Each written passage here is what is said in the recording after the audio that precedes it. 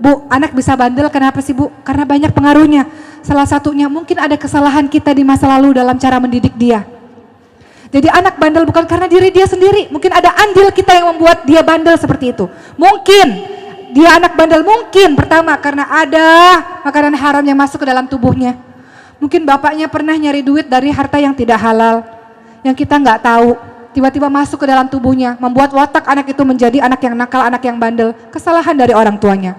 Mungkin dalam proses pengasuhan anak ada yang membuat kita tidak sabar, kita marah padanya, kita menyakiti hatinya, kita memukul dia misalnya. Hati-hati kalau pukul tuh Bu, dia akan membekas itu pukulan itu.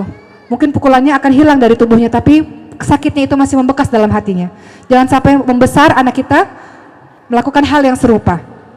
Kita biasa pukul anak kita, ketika dia sudah besar, dia berada dalam lingkaran setan yang juga seperti itu. Dia akan pukul generasi-generasi berikutnya.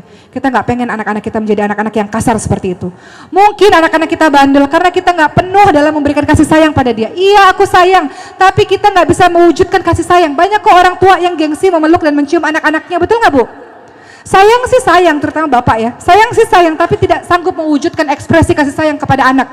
Nggak pernah bilang, nak, ibu sayang sama kamu nak. Nggak bisa ngomong begitu karena tidak terbiasa. Padahal dalam agama kita kalau sayang, kalau cinta, bilang sama orangnya. Bilang sama anak kita, nak, Umi sayang nak sama kamu nak. Umi cinta sama kamu nak. Katakan Bu hal seperti itu. Anak-anak tidak paham, ibu marah karena ibu sayang. Dia tidak paham karena ibu nggak pernah bilang ibu sayang sama dia. Nggak pernah cium, nggak pernah peluk. Makanya kata Rasul, ketika ada seorang yang berkata, Rasul, engkau menciumi anak-anakmu Rasul. Aku punya 10 anak, aku nggak pernah cium. Kata Rasul apa? Man la yarham la yurham. Barang siapa yang tidak menyayangi tidak akan disayangi. Engkau minta anak-anakmu sayang patuh terhadapmu sementara engkau sendiri tidak memperlakukan anakmu dengan cara seperti itu. Man la yarham la yurham. Engkau nggak sayang, engkau nggak akan pernah disayangi. Cium, belai, peluk anak-anak kita. Anak-anak yang kekurangan pelukan, ciuman, belayan Bu, di masa remajanya kosong kering, dia akan cari pelukan dan ciuman dari orang lain Bu. Mau nggak Bu? Nggak pernah dipeluk anak kita, nggak pernah dicium. Di masa remajanya dia cari laki-laki yang bisa memenuhi kebutuhan emosionalnya, yang bisa peluk dia, yang bisa cium dia.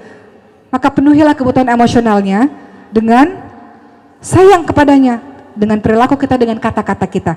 Jadi kalau ada anak kita nakal, selain kita doakan yang baik-baik, kita juga introspeksi diri. Menangislah kepada Allah, mungkin ada kelalaian yang kita lakukan sehingga membentuk anak kita menjadi anak-anak yang seperti itu. Tidak selamanya dia yang salah, mungkin ada andil kesalahan kita terhadapnya. Bertaubat kepada Allah. Allah katakan apa?